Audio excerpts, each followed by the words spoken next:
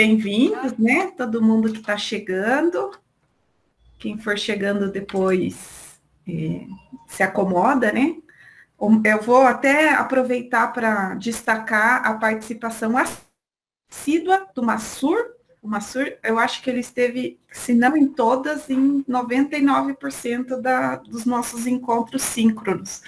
Né? Então, bem-vindo aí, bem-vindo todo mundo. Ele é farmacêutico aqui do estado do Rio Grande do Sul. Bacana. Ele sempre pergunta e eu sempre vejo ele entrando e ele sempre dá bom dia, né? Que a gente nesse online a gente às vezes até esquece, né? Das boas maneiras, né? Então, mas então bom dia para todo mundo, boa tarde para quem já almoçou. A gente hoje vai receber a Patrícia Logulo, que já deu uma aula, né, no curso sobre o relato, né, dos estudos. E como a Patrícia tem essa profissão que aqui no Brasil não é tão falada ou pode não ser tão conhecida pelos nossos alunos, principalmente se for de graduação, a gente discutiu até o conteúdo da aula, né, Patrícia, e achou bem interessante trazer esse tema de como se comunicar em relação às pessoas do grupo de pesquisa e até de fora do grupo de pesquisa, e do que ela faz no dia a dia dela como medical writer. Então, bem-vinda, Patrícia, e obrigado por disponibilizar seu tempo. Que isso, eu que agradeço a vocês pela oportunidade de poder falar um pouquinho mais sobre, não só a profissão, mas sobre comunicação em geral, que é o que eu faço. Então, vamos lá. A gente vai falar sobre a comunicação que acontece durante todas as fases de uma pesquisa, antes, durante e depois, e como que eu posso ajudar nesses processos todos. Se vocês querem que eu fale de conflitos de interesse, eu tenho muitos interesses. Nenhum deles está em conflito.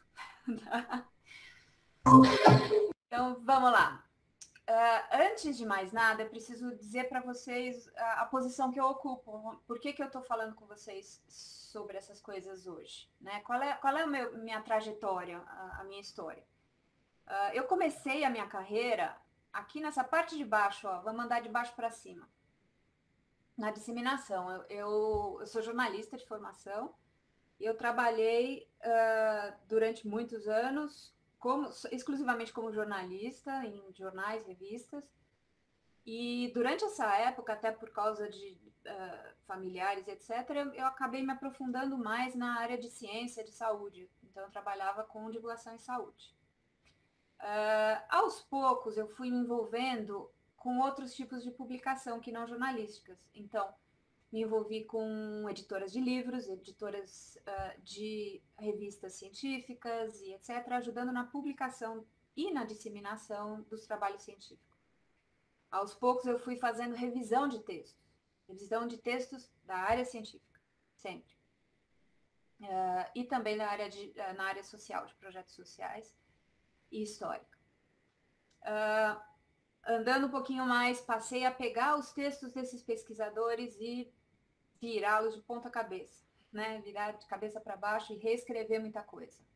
Comecei a botar mais a minha mão na edição de texto para tornar essas comunicações um pouco mais eficientes, né, em termos de texto.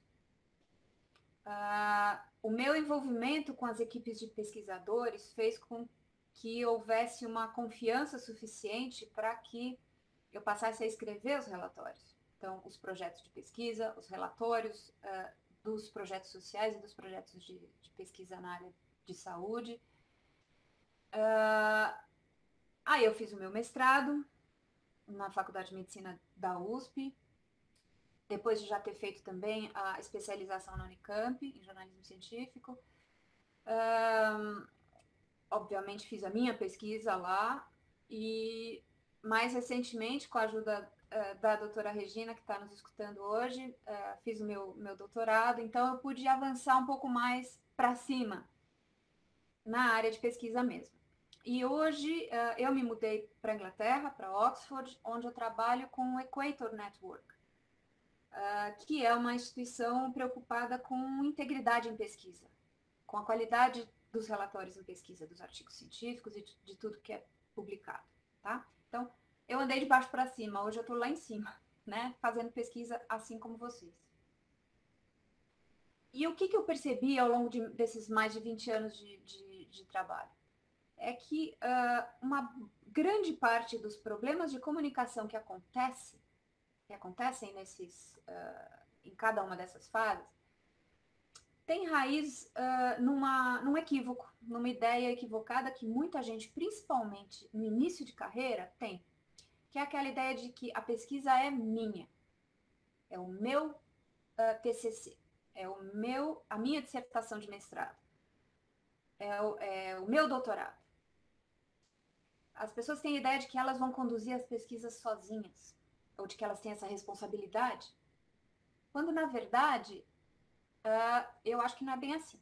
Então, as pessoas acham que a coisa funciona desse jeito aqui, ó, em que a pesquisa parte de uma pessoa para as outras, para o mundo. Eu acho que não é assim. Eu acho que é mais com essa cara aqui, ó. Eu acho que não existe fazer pesquisa sozinho. Existe fazer pesquisa em equipe. E às vezes as equipes são até grandes, maiores do que a gente quer reconhecer, maiores do que a gente quer permitir, né, que seja assim. Mas muita gente interfere no nosso dia a dia da pesquisa, seja nos dando uma ideia, uma orientação, mudando o rumo da nossa pesquisa, ou seja, contribuindo com a comunicação que a gente faz. E no momento em que a gente interage com todas essas pessoas, podem haver problemas de comunicação. E pequenos problemas de comunicação que acontecem lá no início podem ter repercussão anos depois. E repercussões sérias. A pesquisa começa com a ideia inicial aqui, com a nossa lampadinha, né? Essa ideia, que pode partir da sua cabeça ou pode ser sugerida por um orientador, por exemplo, tem que ser transformada numa pergunta, numa questão científica. E já aqui a gente vê que a gente precisa interagir com outras pessoas e negociar. Negociar para onde é que a gente vai, como que a gente vai. Isso é sempre um acordo. E essa negociação envolve comunicação. De novo, vocês vão ouvir essa palavra muito hoje. Então, vamos dividir um pouquinho esse caminho todo da pesquisa em algumas partes. Então, na primeira parte, quando a gente está fazendo a ideia da pesquisa e decidindo o método que a gente vai usar para conduzir essa pesquisa, a gente já pode comunicar. A gente já pode, e muitas vezes a gente deveria já comunicar. Então, no momento que eu estou escrevendo o meu projeto, o meu protocolo, que eu estou discutindo com os meus coautores ou com as pessoas que estão colaborando, eu já estou comunicando. E esse protocolo, aqui vai uma ideia que talvez alguns de vocês nunca tenham pensado nisso, mas esse protocolo pode ser publicado, e muitas vezes ele deve ser publicado, numa revista científica. Existem vantagens e desvantagens de fazer isso, a gente pode até marcar um bate-papo algum dia sobre isso, mas ele já gera aqui uma publicação, tá? E a gente tem já surgindo no mercado editorial alguns outros produtos possíveis para a gente usar. Os Registered Reports, os preprints, que vocês devem estar vendo muito com o Covid, né? Que também, como eu disse, tem vantagens e desvantagens. Mas o protocolo tem que ser escrito de qualquer maneira, porque vocês vão precisar enviar esse protocolo para o comitê de ética, para a agência de fomento, ou para o próprio departamento na universidade onde estão defendendo seus mestrados, doutorados, etc. Né? Então, já começou a comunicação aí. Mesmo se vocês decidirem, por exemplo, publicar esse protocolo, ele já pode ser disseminado lá na frente, para a grande imprensa, para o público em geral, tá? Mais uma publicaçãozinha. Aí, quando a gente começa a fazer a análise de resultados, a análise do que a gente está se propondo a fazer, de novo, aqui a gente conta com a colaboração de pessoas. Alguém que vai examinar um doente ou vai analisar uma amostra no laboratório para nós, usando uma técnica que a gente não domina, né? um estatístico que vai analisar os dados e vai ajudar a tomar decisões sobre quais métodos utilizar. Essas pessoas, de novo, estão trabalhando conosco. É muito importante, desde o início da pesquisa, se comunicar com essas pessoas, conversar com elas e combinar quem é que vai ser autor do artigo científico que vai ser publicado lá no final. Algumas pessoas se surpreendem quando a gente propõe que isso seja uma conversa preliminar, seja uma conversa a se tomar lá no início, né? É no namoro, não é lá no casamento, na cerimônia de casamento que a gente tem que decidir sobre a autoria, tá? Por quê? Porque nesse momento a gente estabelece contratos de quem vai fazer o quê, em que momento, quando, como, e a gente vai usar isso adiante. E se a gente documentar isso por escrito, fica muito mais fácil depois recorrer a essas decisões mais tarde, certo? Então, aqui, durante o desenvolvimento da pesquisa, a gente está se comunicando com todo mundo o tempo todo. A gente terminou de coletar os dados e agora chegou a hora de escrever, de editar, de revisar e de enviar para publicação. Aqui começa uma fase de intensa troca de e-mails. Geralmente são e-mails, principalmente agora com o Covid, a gente não pode mais se reunir face a face para conversar, para discutir. Então, tem muito e-mail sendo trocado para lá e para cá, para lá e para cá. Muita comunicação que pode dar errado aqui no meio do caminho. Aí vocês vão dizer, mas Patrícia, por que você está se metendo nessa área? Eu quero falar para vocês sobre isso, sobre a importância da comunicação por e-mail. Por quê? Porque como medical writer, ou seja, como uma pessoa que recebe esses artigos para publicação e para editar, eu percebo muitos problemas que poderiam ter sido prevenidos. E-mails com assunto que não diz nada, que não informa a que esse e-mail se presta. E aí eles acabam caindo nas caixas do vou olhar depois, para não dizer na caixa do junk mail, né? Cópias enviadas para pessoas que não deveriam receber, ou ao contrário, pessoas que são participantes do projeto e que não receberam as cópias. Anexos incorretos. Tudo isso são pequenos problemas, mas que têm um grande impacto em como esse artigo vai ser produzido depois. E eu tenho um monte de histórias a respeito disso. O que importa o assunto do e-mail? Importa aqui, ó. Por exemplo, eu recebi esse e-mail faz 2 semanas. A pessoa escreveu como assunto, resposta. O que isso me diz? Por sorte eu abri esse e-mail, porque eu não ia abrir. E para mim parecia um spam, né? É muito importante a gente escrever, tomar cuidado para escrever o assunto, né, o subject do e-mail, porque as pessoas são ocupadas, as pessoas recebem muitos e-mails. Principalmente os orientadores, as pessoas que estão liderando equipes de pesquisa, recebem e-mails de múltiplos colaboradores e precisam saber onde colocar aquilo na ordem de prioridade deles, né? Então, um e-mail que chega com um assunto como esse, boa tarde, não informa nada. Não informa a que aquele e-mail se presta. Ou, como eu já recebi várias vezes, no assunto do fulano de tal. Pô, eu já sei que o e-mail é seu. Não usa esse campo tão precioso do assunto para dizer que é seu. Porque isso não vai fazer eu abrir o e-mail mais rápido. Por mais importante que você seja. Né? Um e-mail que está sendo trocado múltiplas vezes entre várias pessoas, ele acaba tendo esses RE sendo adicionado e chega uma hora que você não consegue mais enxergar sobre o que é aquele e-mail.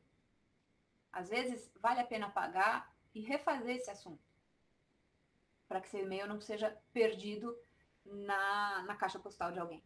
Né? Aqui tem um exemplo de um assunto mais adequado. Ó, esse e-mail aqui é sobre a submissão do artigo que nós estamos fazendo em conjunto para o British Journal of Cancer, e esse e-mail vai ter uma cover letter dentro dele. É isso que eu quero que você olhe. Ó, tá vendo? Direto e claro, né? Mesma confusão que eu tenho visto com os e-mails, eu vejo, e aqui a gente tem mais desastre acontecendo, os nomes dos documentos, né? Eu trabalho muitas vezes com equipes de especialistas que estão conduzindo uma pesquisa. Alguns membros dessas equipes, às vezes, são membros de outras equipes também. E acaba havendo uma confusão enorme nos nomes dos documentos. Então, é muito importante a gente manter controle dos nomes dos documentos, fazer nomes curtos.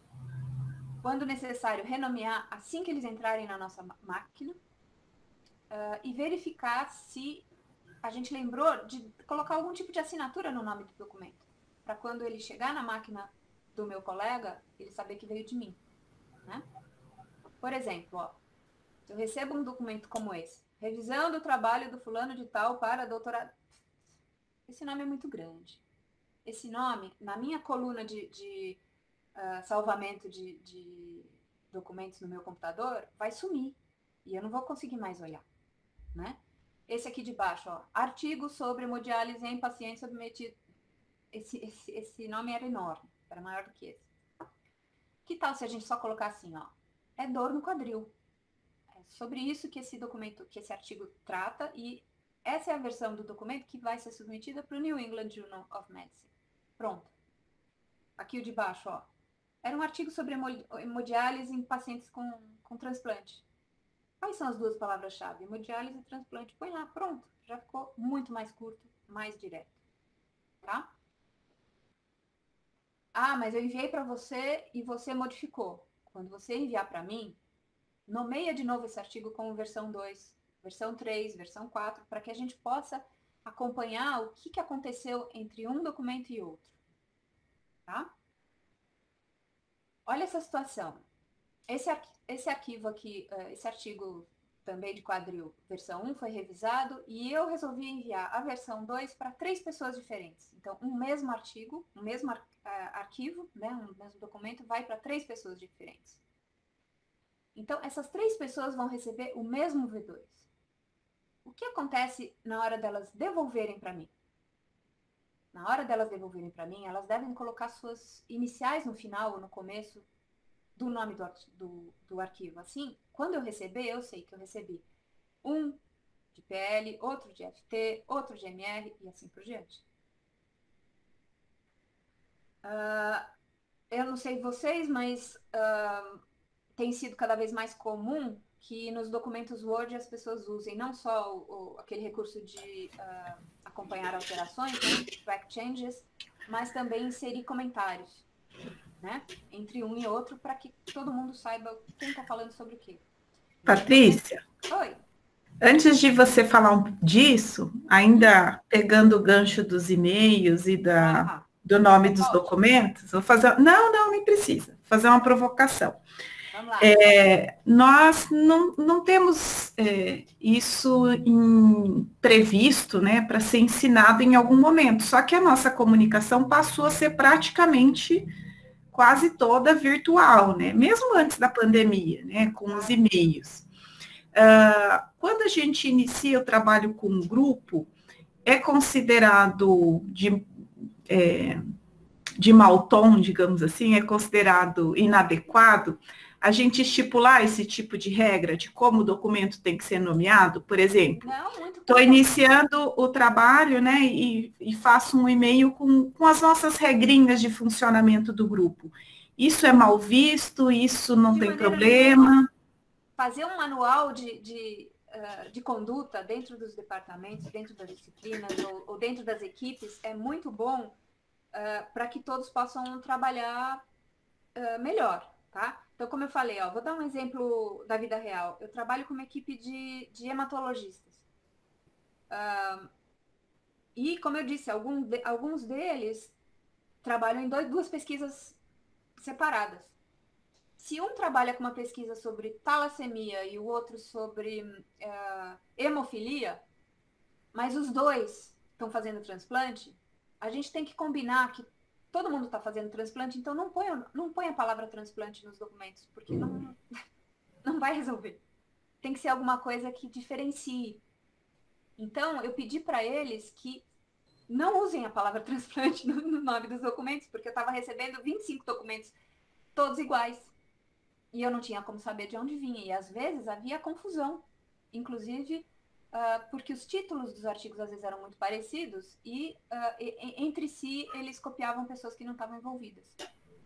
Né? Então, assim, estabelecer algumas regrinhas é muito importante. Imagine só, um orientador que tenha, digamos, 5 orientandos trabalhando ao mesmo tempo. Todos fazendo, sei lá, revisões temáticas. Esses documentos não podem se chamar todos revisão sistemática sobre. Porque esse orientador, pobre, coitado, vai ficar perdido, né? De saber o que ele está recebendo de toda essa equipe. Certo? Deu para entender, Dani? Sim, sim.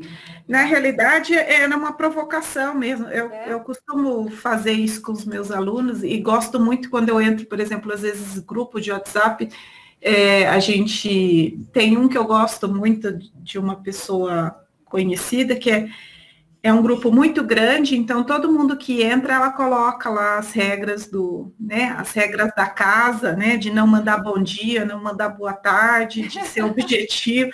Então, eu particularmente gosto muito, mas como eu sei que é uma dúvida comum, né, e eu acho que também algumas pessoas ficam um pouco receosas de estar ditando regras demais ou de ser mal visto por colocar algumas regras, eu fiz a provocação até para as pessoas se sentirem mais à vontade para fazer isso. Uma regra é demais, Dani?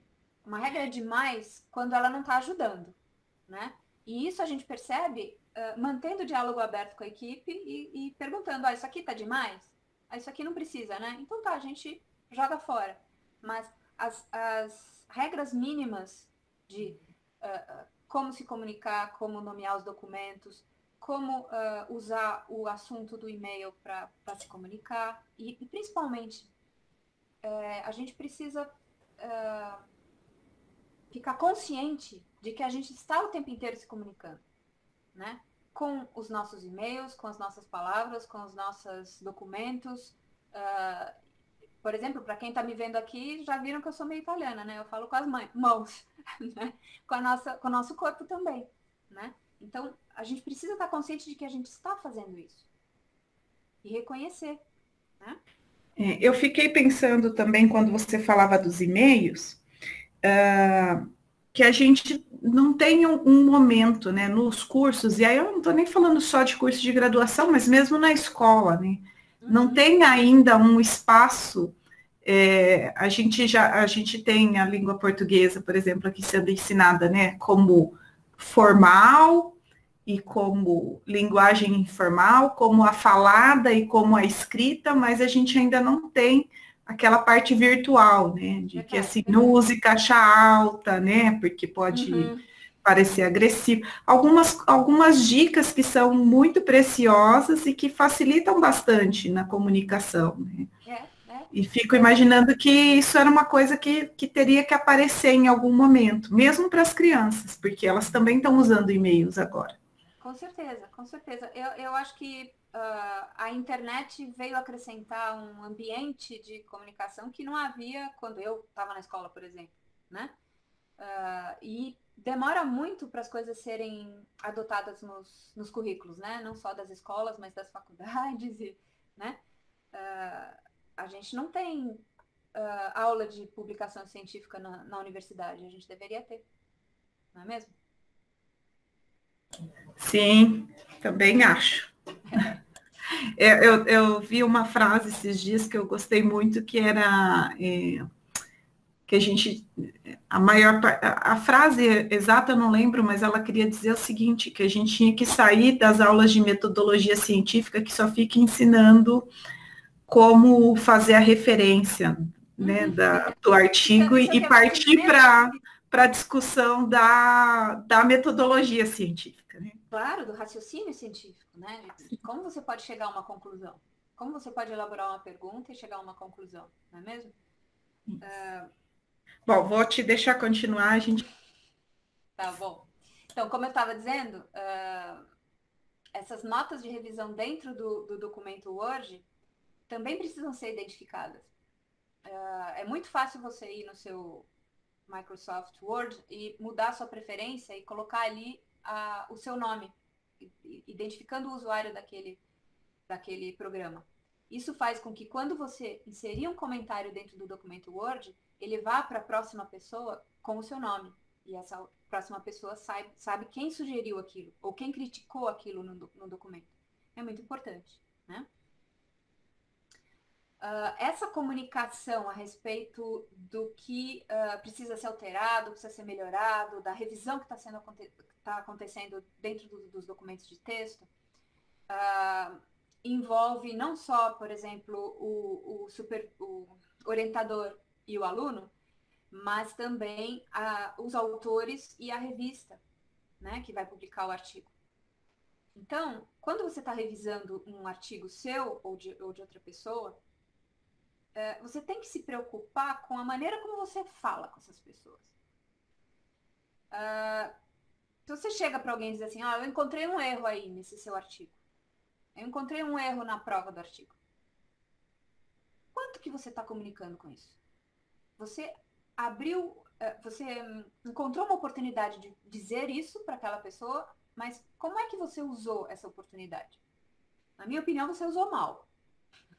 Porque você só disse que você achou um erro. Parece que você está querendo dizer, eu sou campeão porque eu achei um erro. Não, não é isso. O que você tem que dizer é, eu achei este erro na página tal, no parágrafo tal, na linha tal, onde está escrito isto tem que ser corrigido para aquilo. Seja específico no que você está falando. Qual é o erro? Qual é o problema? Qual é a questão? Qual é a coisa que você acha que não está bacana no texto? Como é, e melhor, não só você aponta o dedo, como você sugere a solução, né? Então, como que isso deveria ser resolvido? Como isso poderia ser resolvido?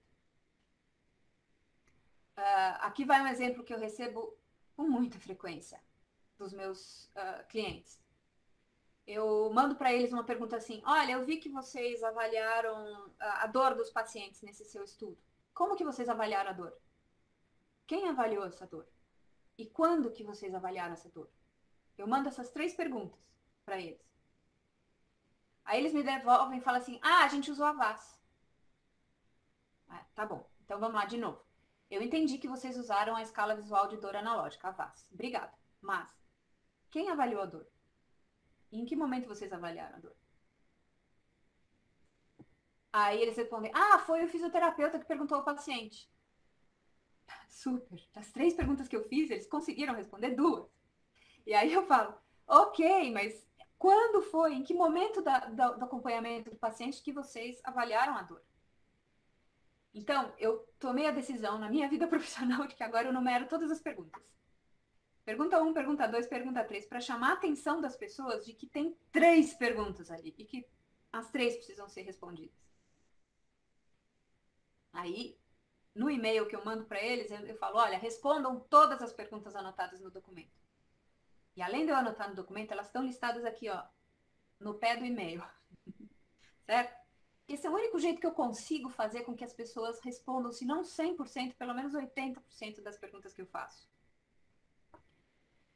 A gente avaliou essa dor, a gente usou o protocolo, a rotina do departamento. Isso não é uma resposta. A gente precisa não só fazer as perguntas certas, mas tentar responder as perguntas do jeito certo. Qual é a rotina do departamento? Quem está lendo o seu artigo não sabe qual é a rotina do seu departamento. Mas por que eu tenho que descrever isso, Patrícia?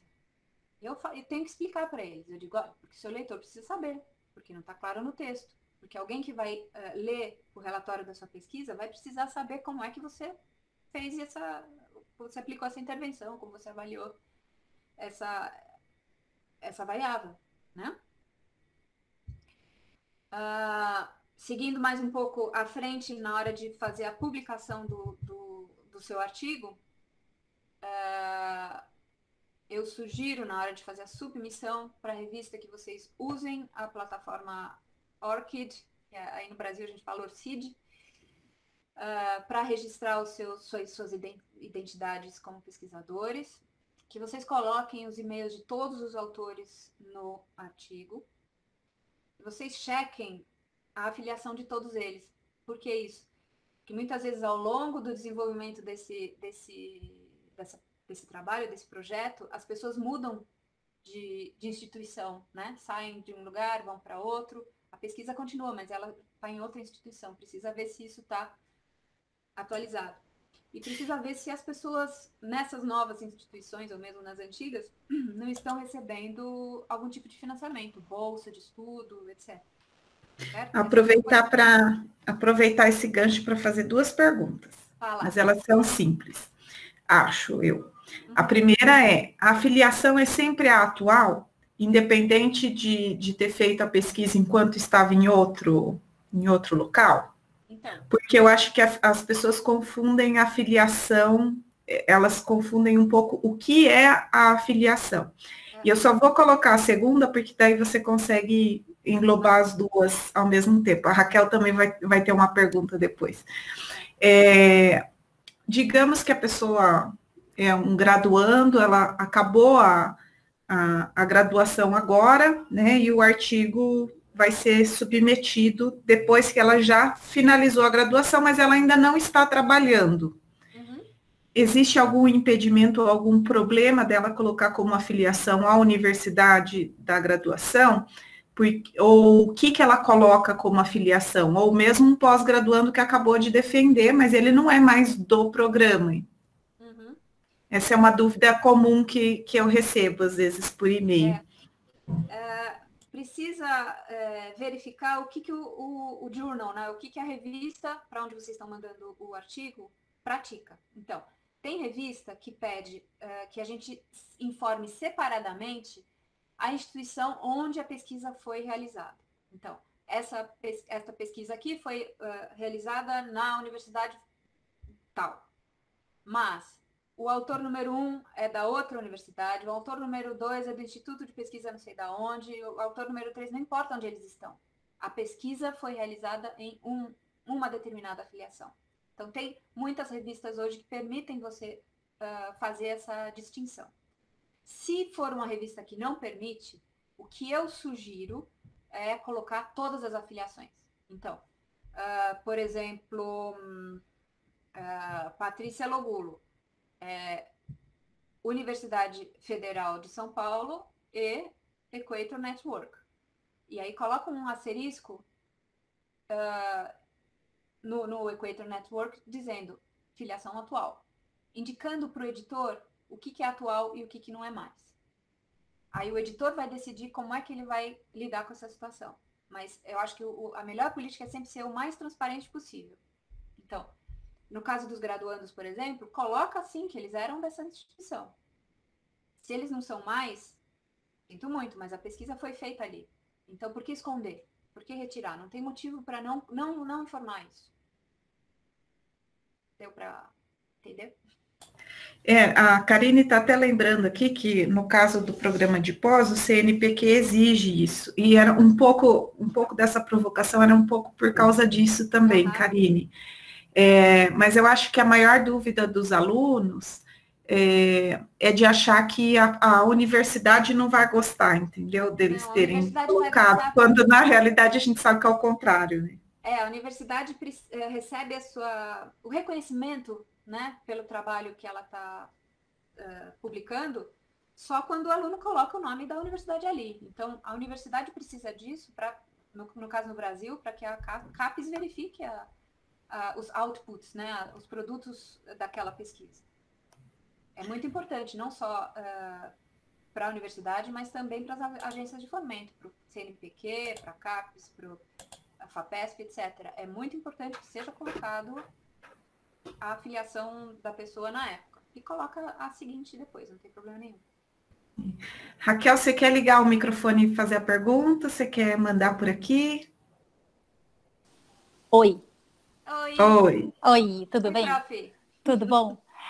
Patrícia, eu queria, assim, esclarece para a gente uma dúvida que muita gente tem em relação à afiliação.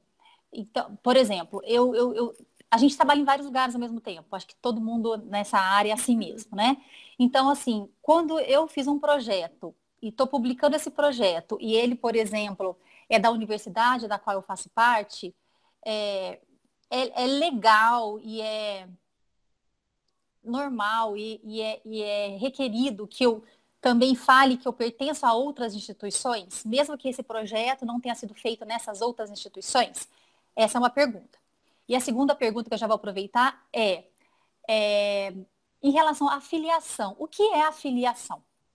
Né? Porque a gente teve muita complicação relacionada com isso recentemente, do nosso ex-futuro quase, talvez, ministro. E aí, e ele se intitulou, né, se ele publicasse um artigo, provavelmente ele ia falar que ele é professor, não sei da onde, professor, não sei. O que é a filiação? Quando eu posso me dizer para as pessoas que eu sou, que a minha filiação é daquele departamento, é daquela instituição, é daquele hospital? Tem uma regra para isso? Eu acho que, de novo, é a regra do bom senso. Eu já trabalhei em muitos lugares na minha vida, mas se eu for colocar todo o meu currículo em cada lugar que eu for publicar uma coisa, não cabe, não dá, né? Você mais ainda, certo? Então, eu acho que a filiação é duas coisas. Primeiro, tem que colocar o lugar onde a pesquisa foi feita, mesmo que você não esteja mais nele, e tem que colocar os lugares onde você atualmente trabalha.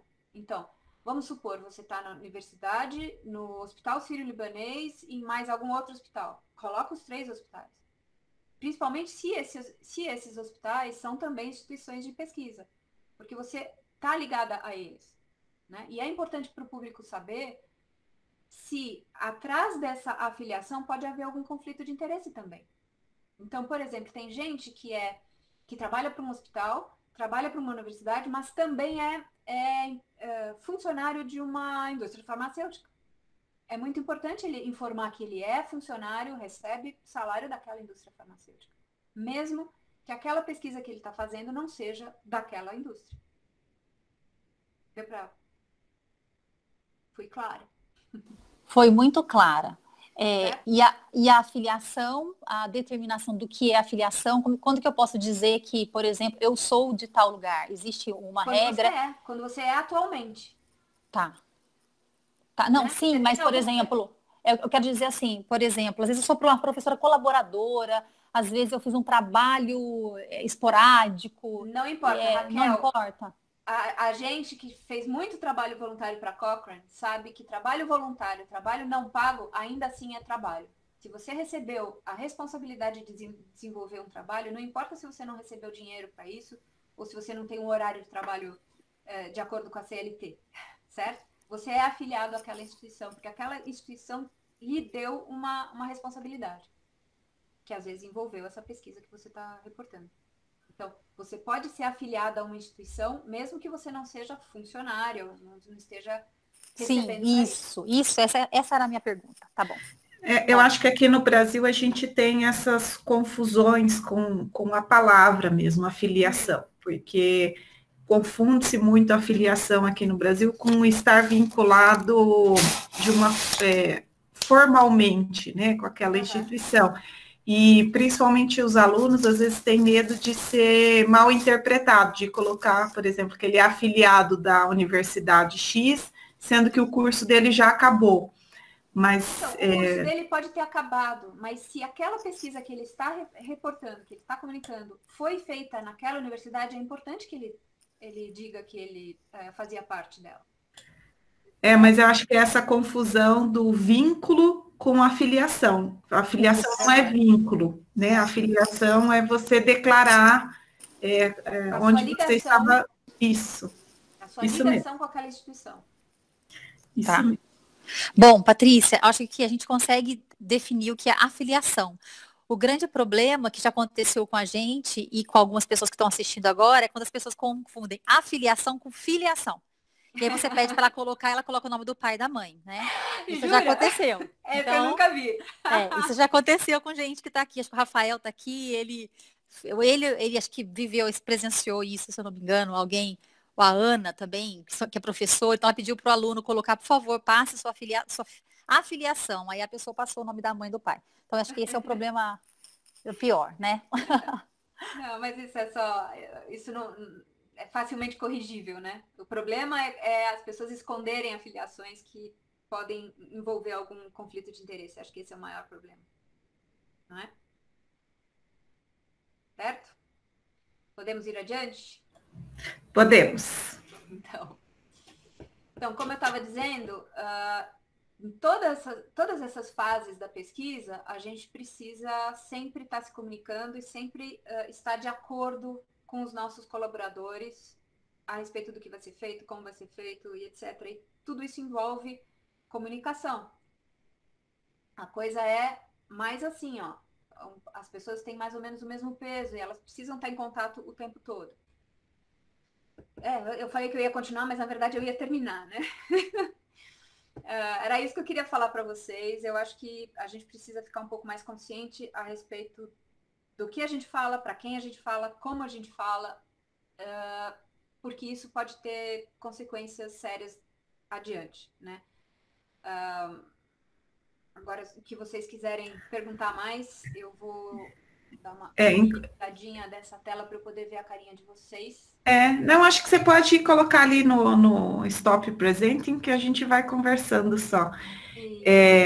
Bom, enquanto eu vou esperando o pessoal pedir a palavra ou colocar as dúvidas ali no chat, eu vou colocando as minhas. As minhas, na realidade, não são dúvidas minhas, mas que eu sei que muita gente tem ou que já chegou para mim em algum momento. Então, aqui no Brasil, por exemplo, eu acho que uma coisa que sempre aparece é a história do número de autores. Porque, como você bem colocou no início, né, Patrícia, a gente discutiu isso quando planejou essa conversa, existe muita confusão, né, em relação a quem é autor, quem só colaborou de alguma forma e vai para agradecimentos, e aí a gente até falou, né, que a gente não ia entrar muito nesse assunto, porque critérios de autoria já é uma outra aula que, né, dá horas de aula aí, mas eu vou fazer uma provocação, pelo menos, do número de autores, se tem um número ideal, ou um número limite, ou um número que seja considerado inadequado, porque às vezes a gente vê essa pergunta, né? Mas eu vou colocar mais um autor nesse artigo, isso não vai ser mal visto? De novo, bom senso, né? Todo mundo aqui acho que trabalha na área de saúde, né? De biomedicina. E eu acho que, como a gente viu recentemente, 172 autores num artigo, é óbvio que não foi todo mundo que participou, né? Então, basicamente, quem é que pode ser um autor? Quem é que pode ser um autor? É uma pessoa que fez contribuições significativas para aquela pesquisa. E é uma pessoa que pode se responsabilizar, inclusive legalmente, por aquela pesquisa. As pessoas querem ser autoras dos trabalhos porque a autoria é dinheiro, né? A autoria é a nossa moeda de reconhecimento na academia, não é? Então, todo mundo quer ser autor de tudo, mas ninguém quer se responsabilizar. Então, amanhã ou depois, se alguém questionar o método que foi usado, a técnica que foi usada para analisar uma amostra, ou a confidencialidade que foi quebrada de um paciente, etc, etc, todos os autores respondem legalmente por aquilo. Então, as pessoas precisam ter consciência de que assinar como autor é responsabilizar-se. É dizer, eu conheço como essa pesquisa foi feita, eu sei como ela foi feita, eu sei quem fez o quê, e eu assino embaixo, né? Quando você olha um artigo da área de saúde e você vê centenas de autores, você sabe que não é possível que aquelas pessoas tenham visto todos os processos, todos os procedimentos, todas as coisas sendo feitas. Então, é óbvio que aquelas pessoas não deveriam ser autores, elas deviam estar na seção de agradecimento, né? Agradecimento não conta como autoria, mas é um reconhecimento de contribuições que foram feitas. Então, por exemplo, se você me contratar como medical writer do seu artigo, eu vou editar o seu artigo, eu vou melhorar o título dele, eu vou melhorar as frases, eu vou ajudar no inglês, eu vou fazer um monte de coisas, mas eu não me responsabilizo pelo seu artigo. E eu não admito que você tente me colocar como autor. porque eu não me responsabilizo pela sua pesquisa e pela maneira como você conduziu a sua pesquisa, né? Desde a ideia até o final. Então, eu só trabalhei lá no finalzinho no texto. Então, eu não me responsabilizo e eu não sou autora, mas eu gosto quando vocês colocam o meu nome no agradecimento. Por quê? Porque é um reconhecimento da minha colaboração para o seu trabalho. Outro exemplo, estatísticos. Existem estatísticos que trabalham desde o início do projeto, que te ajudam a formular as perguntas, a decidir as variáveis, como elas vão ser analisadas, com que testes e etc, etc.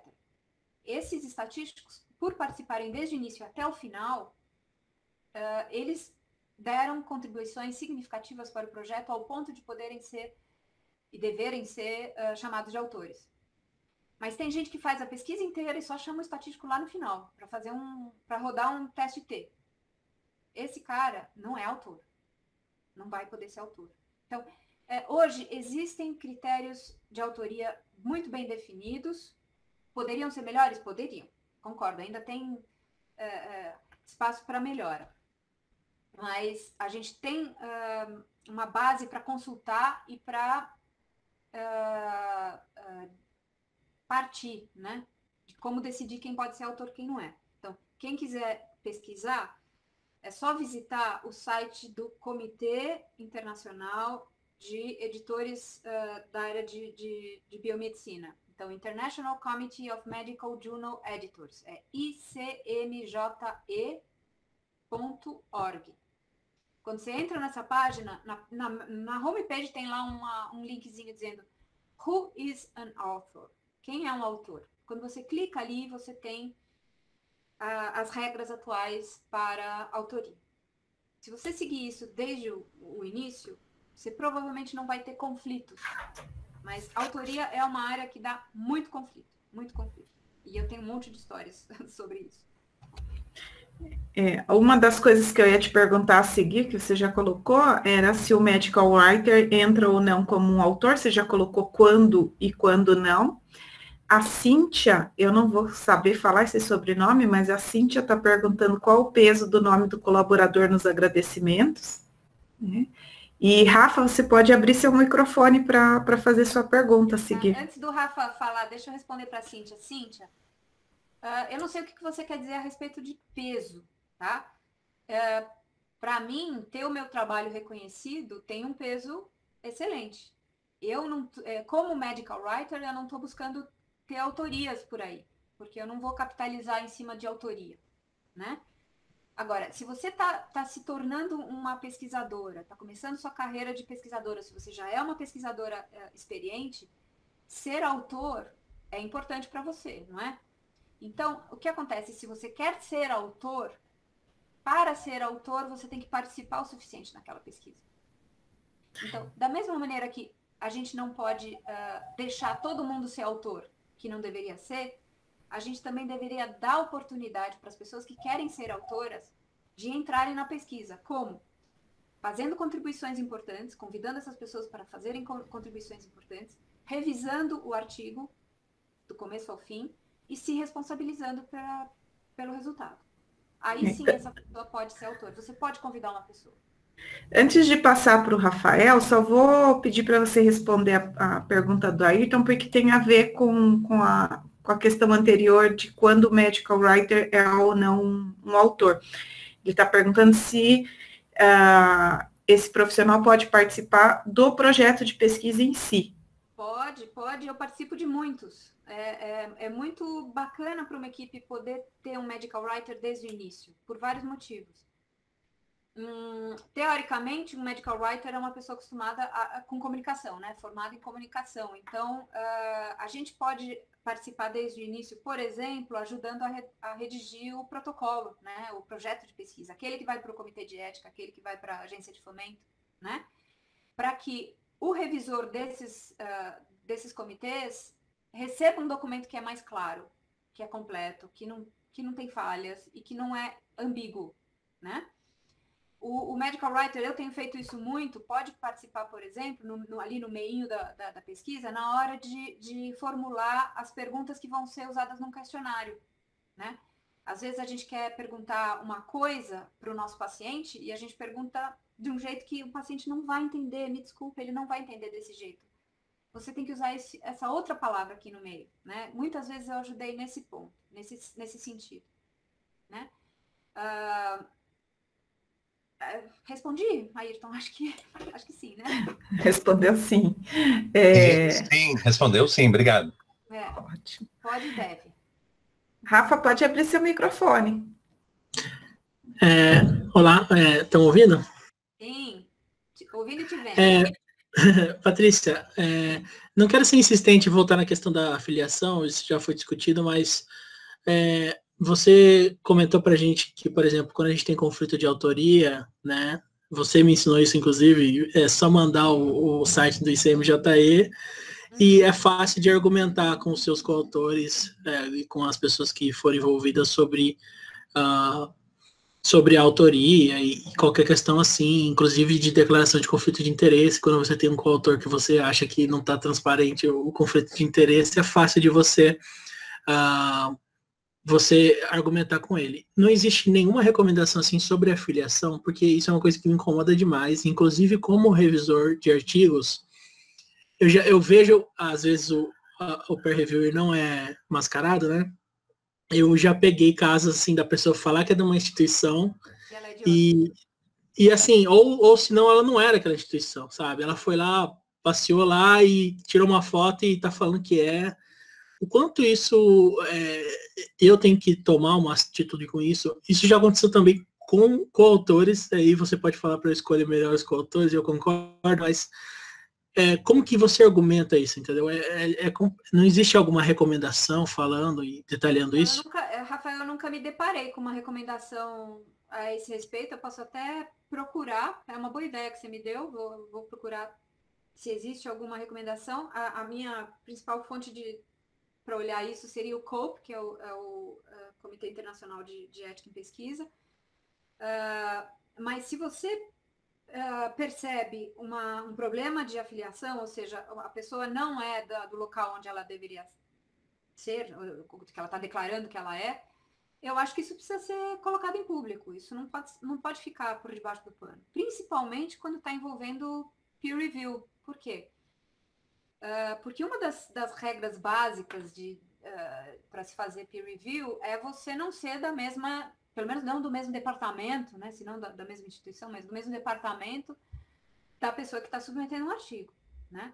Então, se eu sou da Unifesp e eu declaro que eu sou da Universidade Federal do Pará, só para eu poder revisar o seu artigo, isso é uma misconduct, isso é uma falha ética, né? E isso precisa ser denunciado ao editor,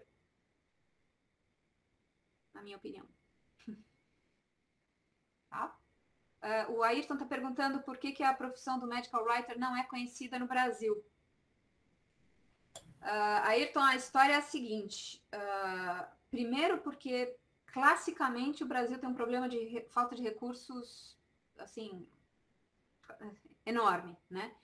Então, não só as universidades não têm dinheiro para pagar o serviço do medical writer, como as agências de fomento também não reconhecem no Brasil o trabalho do medical writer. Eu uma vez tive uma discussão com uma pessoa da FAPESP durante um congresso e ela falou, não só nós não reconhecemos, nós não vamos pagar, não vamos financiar a edição de texto, como nós também não vamos financiar a tradução. Porque nós achamos que todo pós-graduando bolsista tem que saber falar inglês e tem que saber escrever. Eu acho que essa é uma visão muito estreita da coisa. Eu acho sim que todo pós-graduando tem que saber inglês e todo pós-graduando tem que saber escrever, porém, todos podem, principalmente as equipes, podem se beneficiar muito do trabalho de um comunicador na hora de colocar as coisas em ordem, né? Fazer a faxina da coisa. Então, culturalmente no Brasil não existe o medical writer. O que tem acontecido nos últimos, eu diria, 5 anos, é que com a penetração dos publishers, né, das grandes editoras no Brasil, Elsevier, Wiley, Springer, todas essas, esses publishers passaram a exigir dos autores melhores textos em inglês, porque o brasileiro não escreve bem em inglês em geral, né, com raras exceções. E aí eles começaram a oferecer serviços de empresas norte-americanas e europeias de tradução. Então eles dão um link para vocês contratarem os serviços de tradução dessas empresas. Como é que essas empresas funcionam? Funcionam assim, elas cobram por palavra e você vai mandar o seu texto pronto e elas vão traduzir. Se você escrever alguma besteira lá, eles vão traduzir a besteira. Se você esquecer de colocar alguma informação importante, eles não estão nem aí. Eles vão traduzir o que você mandar para eles. Eles não vão fazer uma revisão crítica do seu artigo. Eles não fazem critical appraisal. Eles traduzem o que você mandar. O máximo que eles vão fazer é te questionar se eles não compreenderam uma frase. E aí eles vão te devolver o artigo dizendo, olha, eu não entendi o que você quis dizer com isso. Foi A ou foi B? E aí você responde e aí eles arrumam. Mas eles não vão aprofundar essa revisão em termos metodológicos, por exemplo. Tá? Então, é um caminho que a gente tem que ainda percorrer no Brasil e formar pessoas. A palavra impressa existe desde 96, para vocês terem uma ideia. Eu nunca achei uma pessoa adequada para trabalhar comigo que pudesse colocar a mão na ferida da metodologia. Eu acho que agora, provavelmente, já vai ter mais gente interessada em trabalhar nessa área, que gosta dessa área, que entende um pouquinho mais sobre raciocínio científico, raciocínio clínico, para poder fazer um pouco mais de critical appraisal. Agora, na Europa e nos Estados Unidos, sim, essa profissão existe, é regulamentada. Existem sociedades e associações de medical writers, tem a associação americana, tem a associação europeia, com inclusive código de ética, código de conduta, etc. Por quê? Porque essas pessoas começaram a trabalhar para a indústria farmacêutica. A indústria farmacêutica americana e europeia tem que fornecer relatórios escritos num formato muito rígido, muito específico. E os medical writers ajudam a indústria farmacêutica aí. Tá? Então, por isso é que essa profissão existe na Europa e nos Estados Unidos. Eu vou até pegar esse gancho que você colocou e vou te perguntar algumas coisas. Então, a primeira coisa é o quão comum é ter um medical writer na equipe do grupo de pesquisa ou a contratação do medical writer aí onde você está, né, em outros países. Então, o quanto isso é comum. E a outra coisa, a gente até discutiu isso quando você montou a aula, né, Patrícia? Essa noção que a gente tem no Brasil, e principalmente as agências de fomento têm, de que o pesquisador tem que dar conta de todas as etapas da sua pesquisa, né? E como isso é visto no seu ambiente, né, onde você está trabalhando agora. O quanto comum é o medical writer? Claro, de novo, Estados Unidos e Europa tem medical writer bastante trabalhando, eles são freelancers, eles, na maioria são freelancers, eles não são contratados.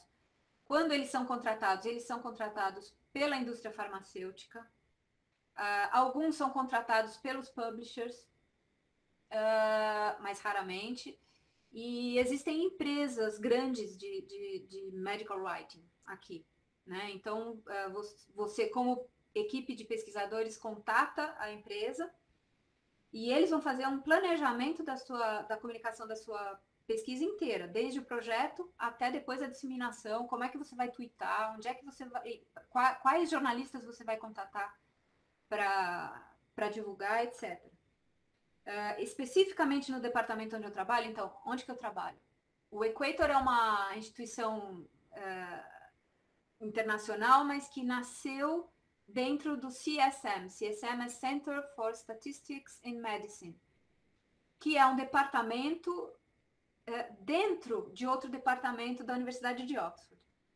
A Universidade de Oxford tem um organograma bem complicadinho, mas o departamento onde eu trabalho é um departamento de ortopedia e doenças musculoesqueléticas.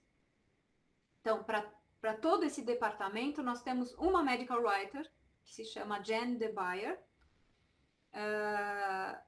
e eu imagino que nos outros departamentos também haja medical writers contratados. O que a gente tem aqui também, que eu vejo, e que eu vejo com menos frequência no Brasil, é a equipe de comunicação.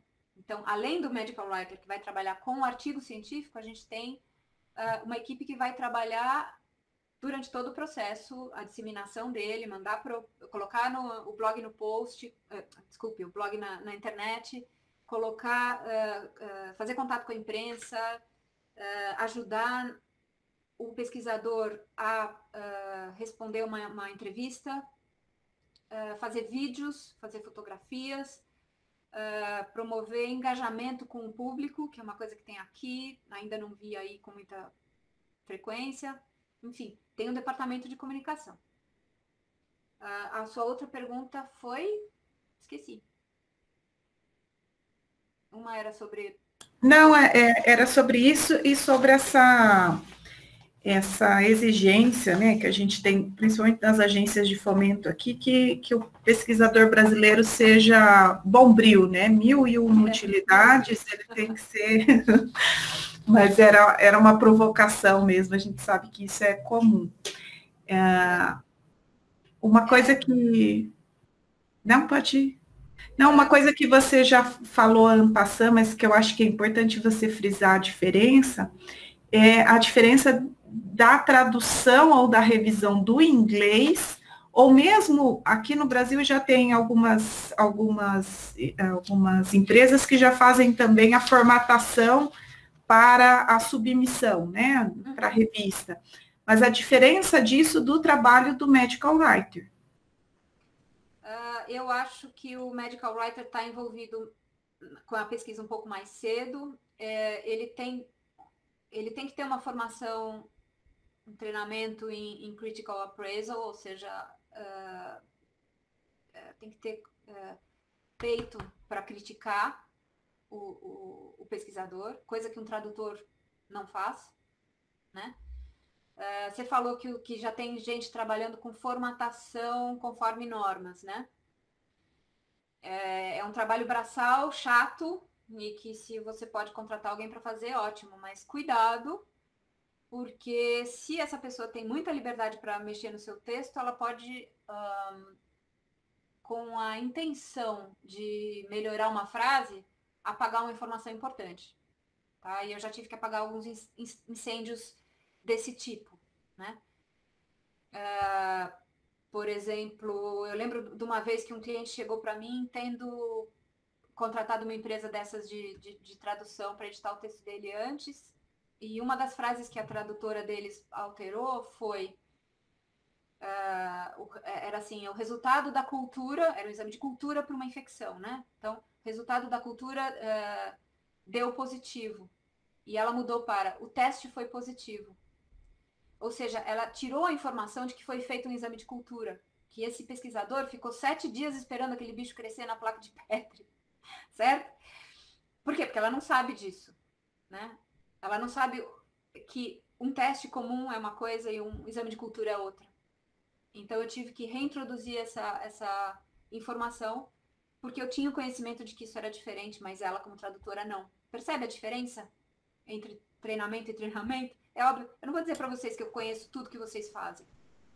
Cada um de vocês, nas suas especialidades, acumulou ao longo da vida uma quantidade de informação que eu nunca vou chegar nem perto, né? Mas eu preciso ter humildade de saber que eu não sei e perguntar. E o tradutor não faz isso, geralmente. Ele só traduz o que ele recebeu. Tem uma pergunta aqui da Raquel, tem outras aqui, mas eu estou tentando encadear no mesmo assunto ainda. se a participação do medical writer em teses de mestrado e doutorado é vista como apropriada. A gente até discutiu isso no privado, né? De como o brasileiro vê a questão do mestrado e doutorado. Teve uma discussão sobre isso no Twitter outro dia também. O medical writer pode ajudar você a melhorar o seu texto. Eu já trabalhei editando muitas teses de doutorado, de mestrado, até de livre docência fiz algumas.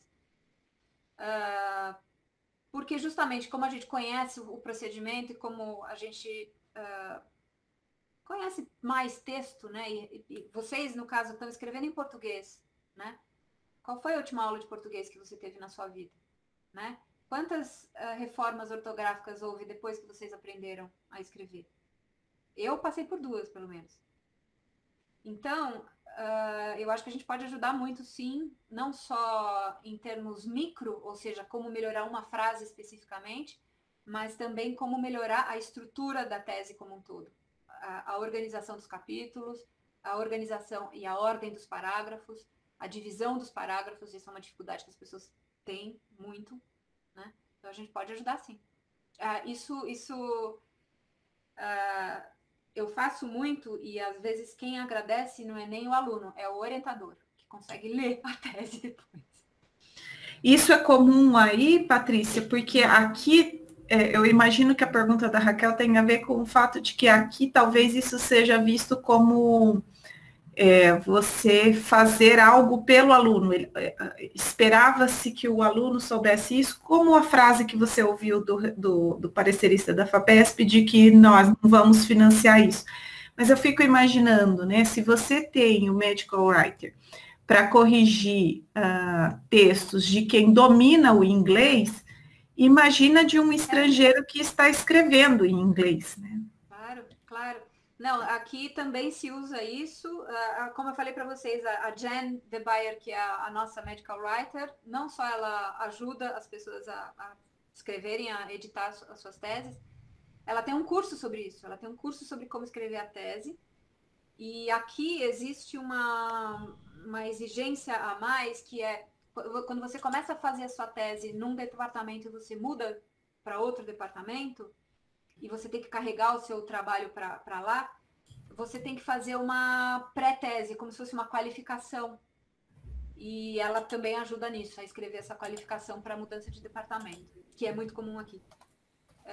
Então, não só existe, como tem treinamento. Certo?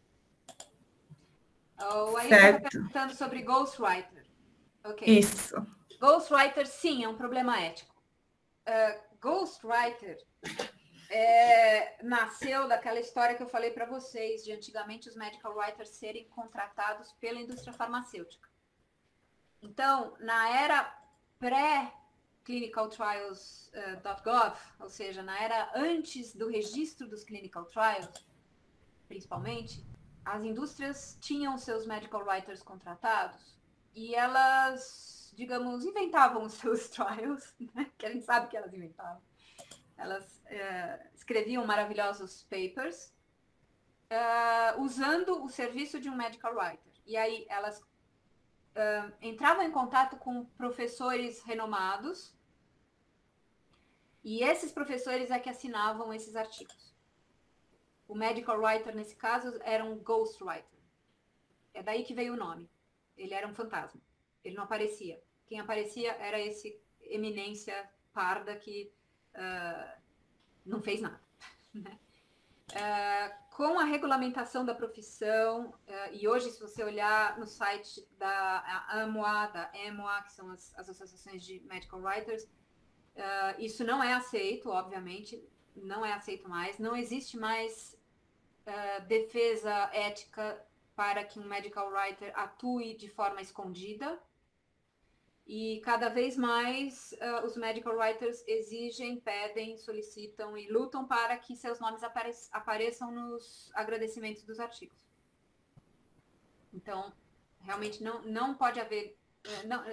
o comitê, o ICMJE que eu falei para vocês, e o COPE são absolutamente contra a prática de ghostwriting. Essa é a característica de transparência e integridade em pesquisa, né, que modificou muito em comparação como era antes, né, evidentemente. A Cíntia está perguntando se tem indicação para esse trabalho aqui no Brasil. Você conhece outros medical writers aqui no Brasil, por exemplo? Não, parece meio feio eu falar isso para vocês, mas é verdade, eu tentei contratar gente para trabalhar comigo e não consegui encontrar. E vou até fazer uma provocação. Você disse que a profissão é regulamentada aí, obviamente ela não é aqui, mas a minha pergunta é, como que se forma um medical writer? Porque você teve uma trajetória que é vir do jornalismo, né, para essa área. Mas o que é exigido para você ser reconhecido como medical writer aí? Ou, né, como que uma pessoa que esteja interessada, digamos, em se tornar um medical writer, ela trilha esse caminho?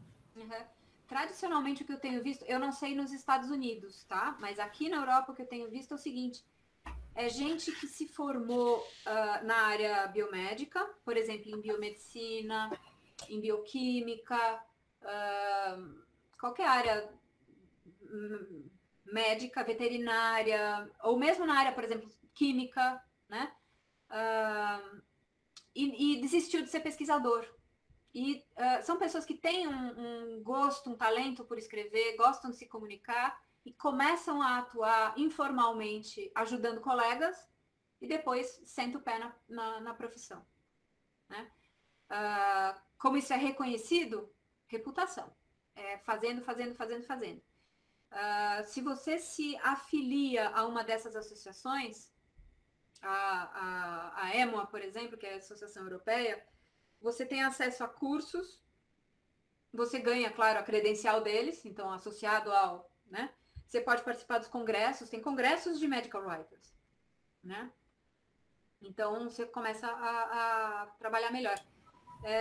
De novo, a respeito da indicação, eu não conheço gente aí, mas se vocês tiverem uma linguagem, puderem se comunicar em inglês, aí vocês podem contratar qualquer medical writer nos Estados Unidos ou na Europa. Não tem problema nenhum. A única coisa é que aí eles não falam português, né? Raramente falam. Bom, você falou também, né, além do medical writer, você falou de uma coisa interessante, que é a questão da comunicação, né, de como aí tem toda uma estrutura para promover esse artigo, né? A gente, às vezes, tem a falsa sensação de que o artigo foi publicado e, magicamente, ele é amplamente divulgado. E a gente sabe que não, que isso tem um trabalho por trás e que aqui no Brasil não é tão comum, né? Às vezes, as pessoas até acham que seria errado elas divulgarem, né? Não, eu estou me autopromovendo, né? Não, tem que promover certo e tomar muito cuidado para quem você vai promover, né? Com quem você vai falar. Qual é o jornalista que vai te atender, né? E aí, nesse sentido, até, eu vou te fazer uma outra pergunta, que é a seguinte. Escolha de palavras-chave para o artigo, a gente sabe que influencia bastante, tanto na citação, como, né, na forma como a plataforma vai buscar aquele artigo.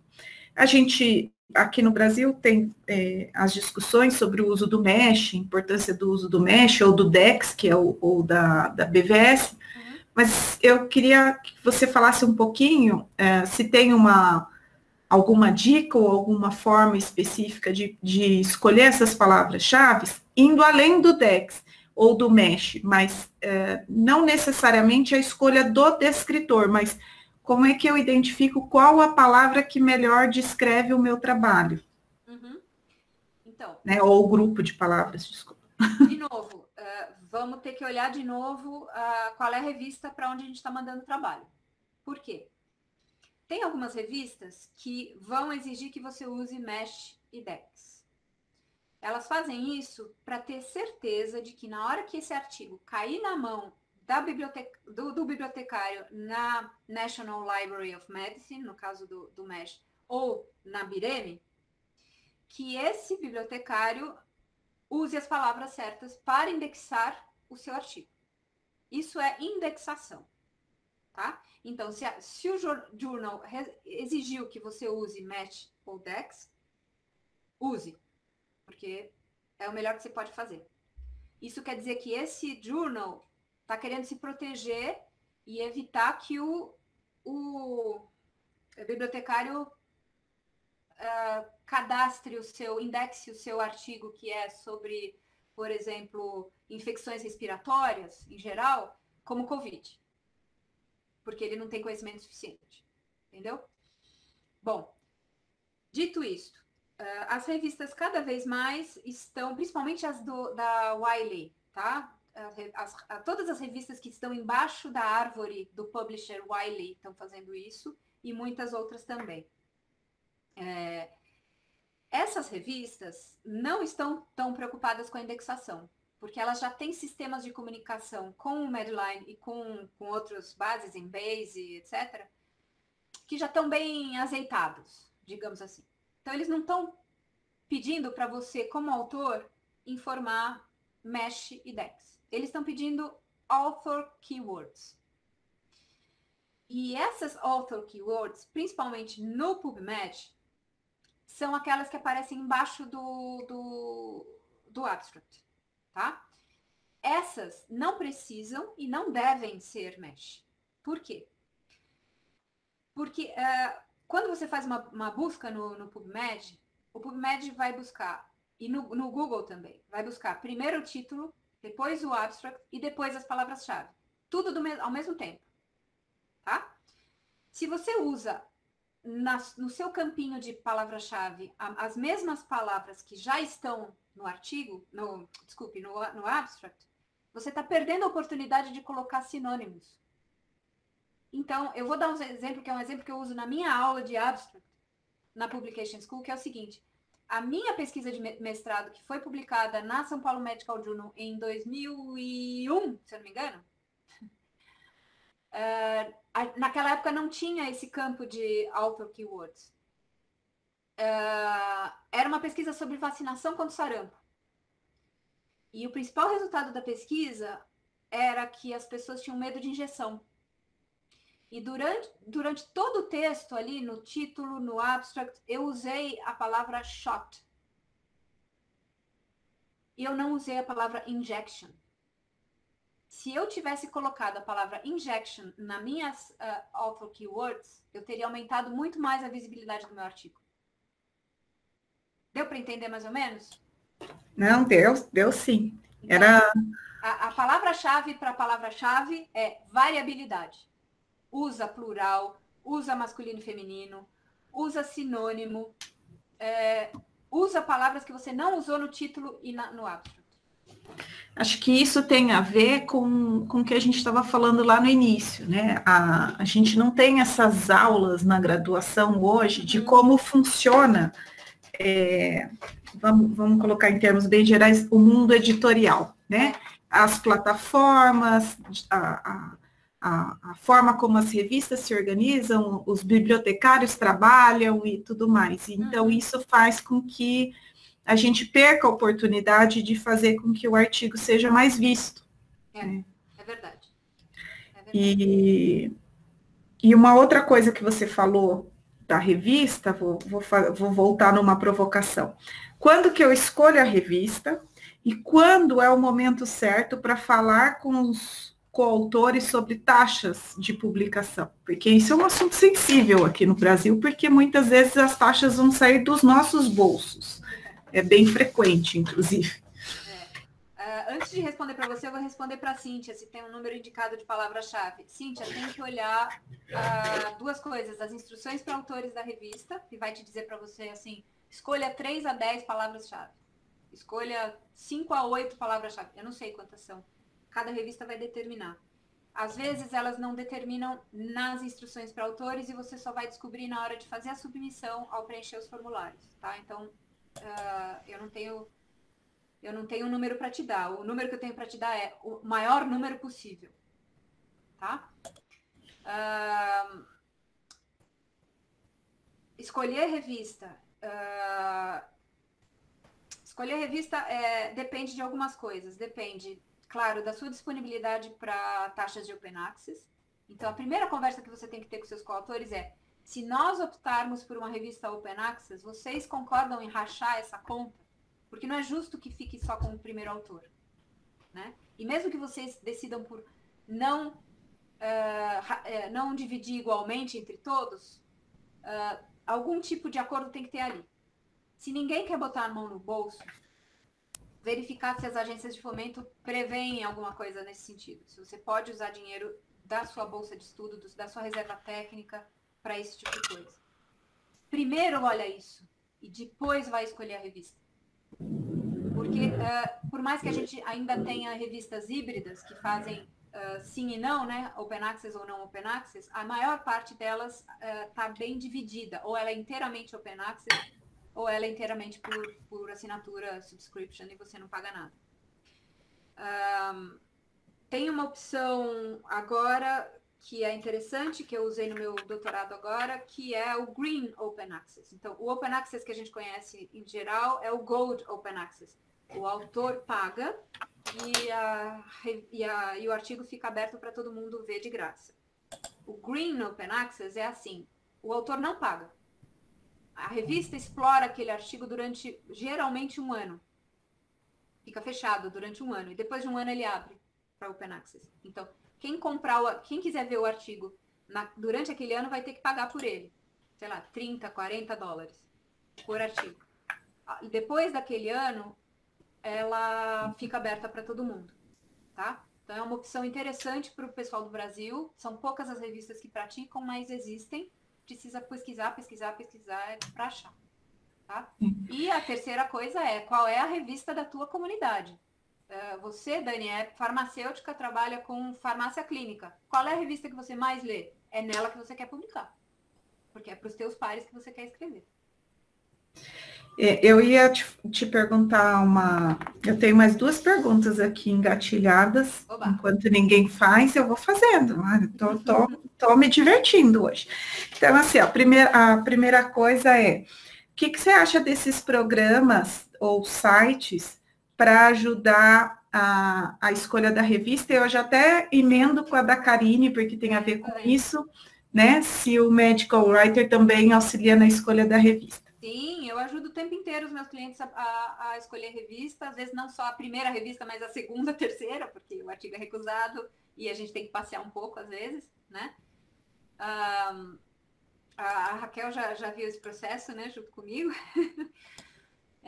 Sim, a gente ajuda. Esses sites eu nunca utilizei, Dani. Tá aqui, eu não sei. Não sei se são bons, se não são bons.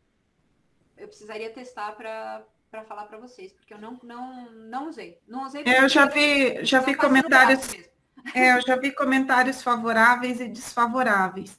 Uma coisa que eu vejo que às vezes os alunos não levam em consideração é que às vezes você vai direcionar o artigo para uma revista, principalmente quem trabalha com saúde baseada em evidências, né? Às vezes você vai direcionar para uma mais geral sobre evidência, ou você vai direcionar para aquelas revistas mais da doença, por exemplo, que você estudou. E que a linguagem muda, né? Dependendo da revista. Então, acho que é importante lembrar que tem que ser feita essa adequação também. Se você só transferir o texto de uma para outra, não funciona. Não vai funcionar bem, né? Não funciona, tá? A regra número 1, a regra fundamental de toda a comunicação que o ser humano pratica é com quem você está falando, com quem você quer falar. Inconscientemente, a gente usa essa regra todos os dias. Então, eu estou falando com você, Dani, que é uma farmacêutica que sabe do que eu estou falando, então eu posso usar uma linguagem um pouquinho maior. Mas se eu estiver falando com uma turma de escola de, sei lá, 12, 13 anos, eu já tenho que simplificar o meu vocabulário, explicar melhor e etc. Mesma coisa com os nossos artigos. Se a gente está falando, se a gente quer falar com mais gente, se a gente quer se a gente quer e se a gente acha que nossa pesquisa tem um alcance mundial, tem um alcance global, tem que realmente atingir um número grande de leitores, a gente escolhe uma revista maior, uma revista mais geral. A gente tem mais chance de falar com mais gente. Porém, estaremos nós falando com as pessoas certas? Acho que isso também... quem que a gente quer falar? Se eu, por exemplo, estou tratando de uma intervenção que é uma modificação num passo de uma cirurgia cardíaca, para que eu vou jogar isso no New England? É melhor eu jogar numa revista de cardiologia, porque eu quero que o cirurgião cardíaco me escute. Certo? E acho que também tem a ver com a escolha que às vezes a gente tem aqui no Brasil de publicar em português ou em inglês, né? A quem a gente quer atingir. Porque às vezes você opta pelo português porque você muitas vezes não tem nem o dinheiro para o tradutor, para o revisor, e você sabe que precisa de uma revisão. Mesmo quem escreve bem em português, a gente sabe que não é a mesma coisa, é só traduzir para o inglês. A Tatiane colocou aqui que ela já usou esses sites e os resultados foram muitas vezes bizarros. Eu tive experiências boas e ruins com esses sites. Às vezes dá certo, às vezes não. Também depende muito do que você coloca lá para ele filtrar, porque é um algoritmo, né? Então, ele vai trabalhar com o que você der para ele. Eu imagino que, em se tratando de algoritmos, talvez ele te mostre algumas revistas nas quais você não tinha pensado, que estão fora da sua casinha. Sim. Mas, ainda assim, eu acredito na ideia de falar com a tua comunidade. Vocês têm as suas revistas preferidas. Vocês têm as revistas que vocês mais leem, que vocês assinam, que vocês recebem por e-mail. É nela que você quer publicar. A Cíntia está perguntando se você faz esse trabalho para nós aqui do Brasil. Acho que ela já está querendo te contratar. Faço. É o seguinte, quando eu mudei para cá, eu mantive a minha empresa funcionando no Brasil, mas, obviamente, eu tive que reduzir a minha carga horária, tá certo? Então, assim, eu não posso trabalhar com tanta rapidez e tanto quanto eu fazia antes. Então, eu mantive alguns clientes mais queridos e são clientes bons, regulares e que sabem como eu trabalho. Eu não preciso ficar explicando o que é isso que eu faço, né? Então, eles simplesmente me mandam e eu devolvo as coisas e a coisa anda. Principalmente são clientes que eu cuido das equipes, então eu sei, dentro de uma equipe, qual artigo está em qual fase, né? Eu ajudo a controlar isso. Então, esses foram os que eu preferi manter. Mas, claro, vira e mexe, eu estou tendo que fazer um pouquinho mais de serviço, então, sim, continuo ajudando. Só peço que vocês sejam compreensivos com essa coisa do tempo. Eu não tenho como competir com um tradutor de uma empresa americana que te devolve um artigo traduzido em 48 horas. Não. Eu não vou me alongar muito mais, porque a gente já está chegando no final, só quero fazer uma última pergunta, então. Primeiro autor, qual o peso disso no seu ambiente de trabalho, né? Aqui no Brasil, se prioriza, né, ou se tem meio que uma regra implícita que o primeiro autor é aquele que põe mais a mão na massa, né? Vamos pensar no mestrando e no doutorando, seria o mestrando, o orientando, e o último autor seria o orientador. Estou falando de uma regra meio geral, né? Lógico que não é específico dessa forma, mas em geral. O quanto que isso pesa aí, quando você olha o currículo e você tem o mesmo primeiro autor? Eu sei que isso não tem uma regra específica, Patrícia, é uma provocação mesmo, porque o que a gente já sabe, né? Que ao longo dos anos a pessoa vai deixando de ser primeira autora para ir mais para o final do artigo, né? O caminho natural. Mas aqui, às vezes, a gente se pega em algumas discussões de quem que vai ficar como primeiro autor. E agora também as revistas te dão uma opção, às vezes, de sinalizar mais do que um primeiro autor. Então, isso acho que até começa a mostrar que tem, sim, algum peso ser o primeiro autor ou não.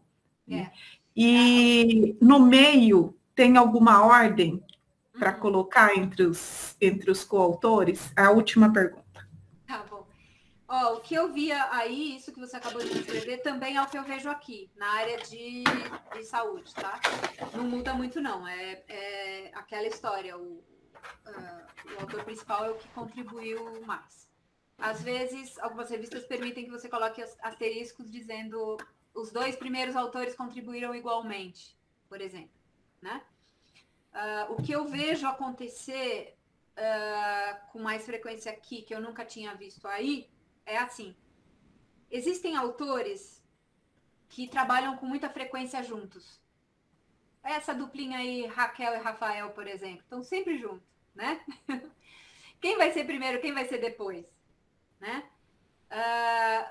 Essa ordem pode ser decidida utilizando qualquer critério que vocês quiserem. Por quê? Porque não existe nenhuma diretriz sobre a ordem. Tá? O ICMJE, o COPE e as revistas não interferem na ordem de autores. Tá? E não tem nenhum código dizendo que quem tem que ser primeiro, quem tem que ser depois, não. É só uma questão de realmente tradição. Mas o que eu vejo aparecer é, se eu trabalho com você sempre, a gente é sempre um autor coautor do outro. Às vezes eu primeiro, às vezes você depois e tal. Mas você está chegando na época de solicitar um financiamento em pesquisa grande. Você está precisando de mais, que seu nome apareça mais. Então eu ponho o seu nome como primeiro mais, porque você precisa mais.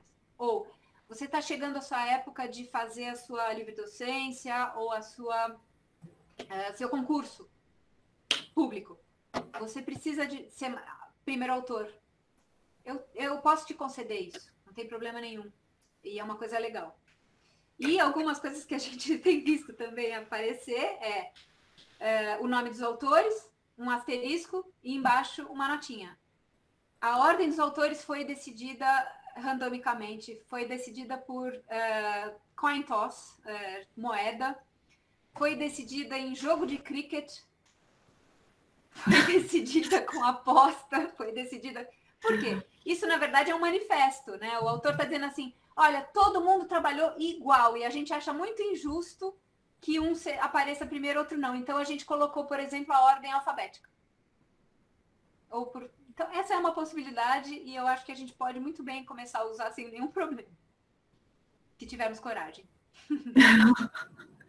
Boa, se tivermos coragem, essa parte de escrita é todo se tivermos coragem, né? A escolha do título é uma coisa corajosa, a escolha das palavras-chave, e aí a gente vê mais ou menos criatividade nesses processos, né? A Cíntia perguntou sobre orientador. Isso. Então, o orientador é o último autor. Por tradição. Ele pode ser o segundo também, mas o aluno tem que ser o primeiro autor, porque é o aluno que, teoricamente, se ele foi correto e conduziu a pesquisa como deveria, ele conduziu a pesquisa. Agora, uma pergunta, Patrícia. A última, agora eu juro que vai ser a última. Acho que eu conversaria aqui a tarde inteira, mas enfim. Mais, eu tô livre. Quando a gente pensa em mestrado e doutorado aqui, a gente pensa em um projeto de pesquisa, e muitas vezes esse projeto de pesquisa envolve muita gente, e às vezes ele faz parte de um projeto maior, né? E quando aquele trabalho não é fruto direto de um orientador e um orientado só, ele tem mais do que um orientador e um orientado participando. Eu posso até ter a situação onde um orientador era quem propôs o projeto e acompanhou o projeto, né, todo o tempo, e até o orientando de outra pessoa é quem mais contribuiu e mereceria ficar como primeiro autor. Uhum. Isso teria algum problema? Eu sei a resposta, obviamente, é uma provocação até para a gente poder pensar, né? Mas eu estou fazendo essa provocação e ela é direcionada.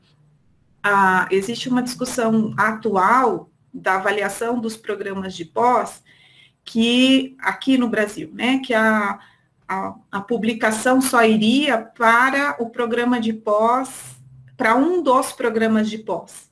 E isso vai inviabilizar uma série de parcerias. É um absurdo. Não vamos começar a falar mal da CAP, senão a gente né? não para hoje, né?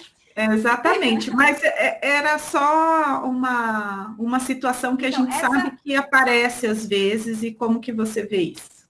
Essa é mais uma daquelas situações em que planejar é importante. Então, se nós estamos entre 2 departamentos fazendo um grande projeto de pesquisa ou mais de um, a gente tem que sentar e discutir quais são as regras de autoria, e não só isso, mas quais são os critérios que nós vamos utilizar para as pessoas serem autoras. Então, o quanto uma pessoa tem que trabalhar para ser autor. Por quê? Por exemplo, eu vejo muito isso. O pessoal colocar residente para coletar dado de prontuário de paciente. E só. Não colocam o residente como autores, quando na verdade eles deveriam convidar esse residente para revisar o artigo, se responsabilizar por ele e ser o autor, como também não faz nenhum outro tipo de reconhecimento desse trabalho. Então, isso está errado. Aí, as 2 equipes dos 2 departamentos têm que decidir quem vai ajudar no quê, quando. Algumas pessoas vão ajudar mais no começo, outras mais no final. Como e o que está envolvido em ser autor e coautor.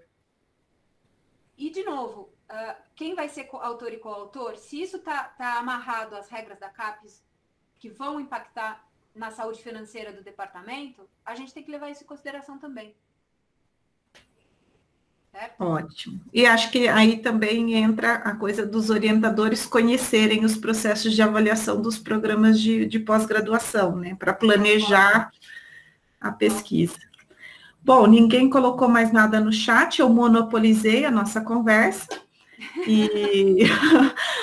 mas eu agradeço, né, o horário de consultoria especializada, né, mas tem várias pessoas colocando no chat que foi ótimo, eu sinceramente gostei bastante, tinha gostado das conversas anteriores.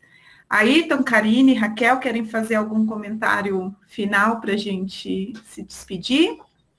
Só agradecer a Patrícia, e realmente a gente percebe uma lacuna ao ouvir tu falando.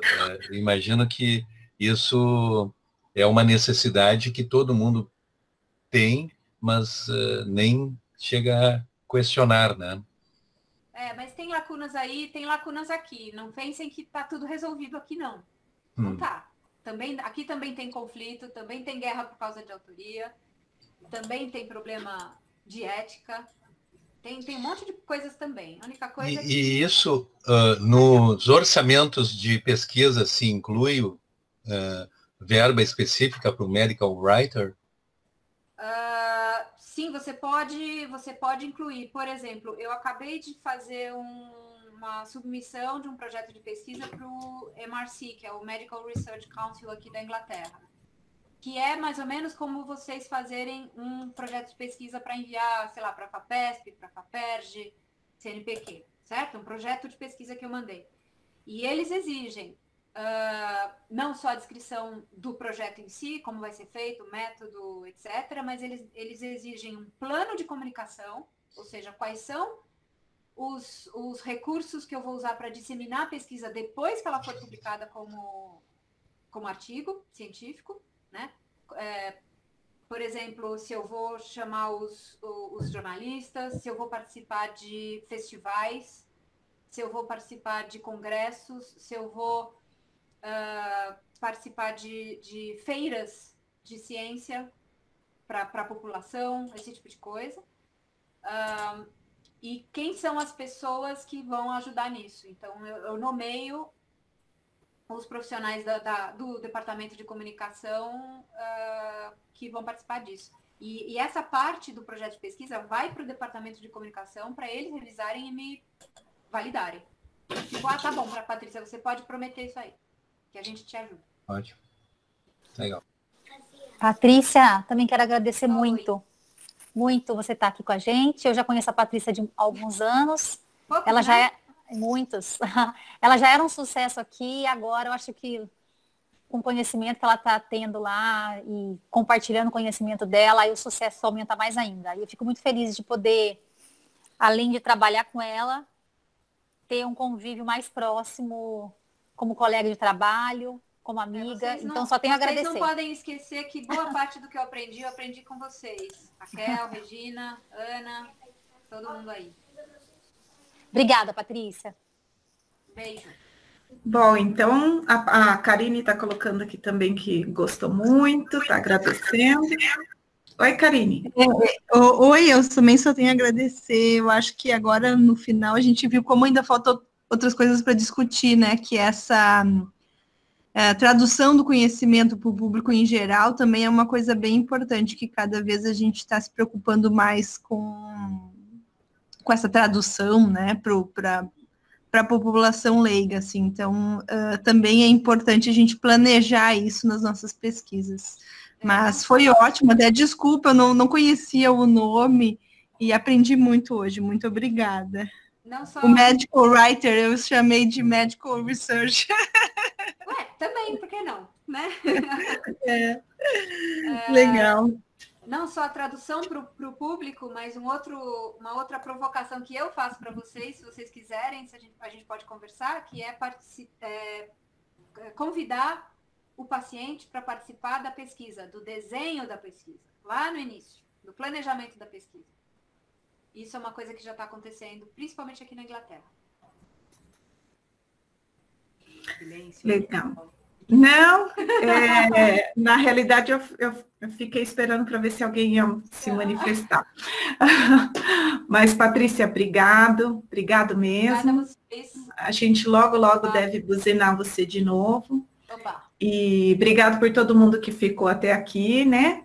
A gravação vai ficar disponível, como sempre, fica na playlist do curso. Então, boa tarde para todo mundo. Vou te mandar logo que estiver disponível, tá bom? Tá bom. Bom almoço também, né? Quem não teve oportunidade. Vocês devem estar com fome. Até mais.